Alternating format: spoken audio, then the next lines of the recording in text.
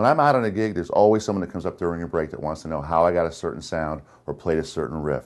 That's why we have a segment on the show called Riffs and Licks. One of the requests I get most often is for the intro lick to Pink Floyd's Wish You Were Here.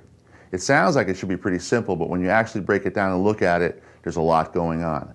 So we've asked our friend and guitar teacher Frank Barrese to show us exactly how David Gilmour plays that lick. What do you think, Frank?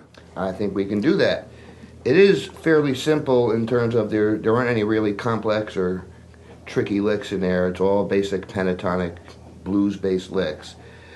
But what's key is the timing of when everything comes in and slight differences in phrasing that he uses.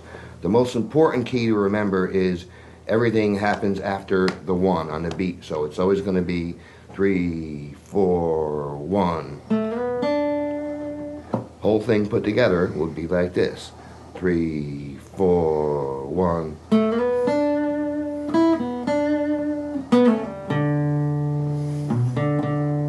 4, 1. 2, 3, 4, 1.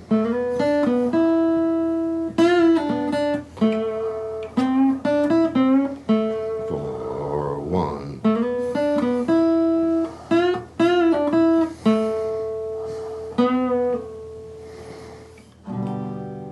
Wow. That's it. Wow, that was awesome, man. And you know, I really could see how the beat, keeping track of time, where the notes are happening, and that how important it is to know where you are in time. Absolutely. You keep that foot tapping and feel that 4, and then that's how, when I first started to learn it, I said, you know, how am I going to remember where the phrases all start? And I just got it, okay, wait for the 1, play the phrase. And that pretty much is all you need. That's awesome. Thanks, Frank. My pleasure. On this week's Guitar Tech, we're going to give you a real good excuse to go to your local Home Depot and buy some power tools. Now I know you're all hoping to be able to go out and buy one of these for this, but all you really need for a string change is a good quality power screwdriver like this Milwaukee heavy-duty model here, and this cool little attachment from Dunlop, which goes right in the end and makes string changing a snap. Now the thing you're going to notice about a bass guitar is the tuners, and the tuners have a split shaft. And if you notice, inside that split shaft, there's a small hole. When you're stringing a bass guitar, you want to put the end of your string in that small hole and then wind it. So that's what we're going to do today, show you how to do that. Take your string, and we're going to thread it up the neck of the guitar, and I'm going to show you how to make this all work. Here we go. Now what you're going to want to do is cut your string about 4 inches past the center of that capstan right there, using the side cut pliers. You're going to take the string and put it in that hole in the center of the shaft, bend the string out to the side through the slot, and then you're going to wind it. What you want is 2 to 3 good winds, and 4 inches of slack is going to give you that much. But you're going to want to wind it down, and for a couple of reasons. The first reason is that you want to have the string at the right angle on the nut, okay? Otherwise, if it's too high up, you won't get a good tone. The other reason is that the shaft is split, and tension, I've seen tension on the shaft cause these shafts to break because there's no support in between. And if you notice, you do that for every string, and you get a nice professional looking quality restring job.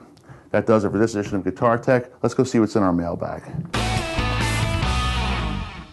In today's mailbag, we got a question from Luke in Stanford who writes, Dear Don, I haven't been playing for very long, but I think I should be changing my strings regularly. How do I know when it's time to change my strings? Well, Luke, believe it or not, that's actually a great question. I get asked that a lot. If you're gigging 3 times a week, you may want to change your strings every week or every couple of weeks. I gig 3 times a month, so my rule of thumb is after 6 shows, I'll change the strings just to be on the safe side. I know someone who changes the strings before every show, so as you see, there's no real set answer to that question. However, here's some guidelines. If you're playing the same set of strings and one of them breaks, you should change them all. If your high E and high B string on your guitar are all black and nasty or feel like a bread saw when you're running your fingers up and down them, change them all. If you're not sure, you can always run your finger behind your D string, and if you feel grooves or notches behind it, change all the strings. Otherwise, if you're a light player, I recommend changing strings twice a year. I hope that helps. Keep those questions coming. And if you'd like me to answer a question about guitar on the show, just email me at don@turnpikemusicgarage.com. Thanks. That wraps up another edition of Turnpike Music Garage. I'd like to thank my guests, Tim Warren and Eric Donnelly of the Alternate Roots, for being here today. Also, special thanks to Frank Barrese for showing us that killer Pink Floyd riff. I'm Don Smith. I had a blast, and I hope you did too. See you next time. And remember, you're not living if you're not playing guitar.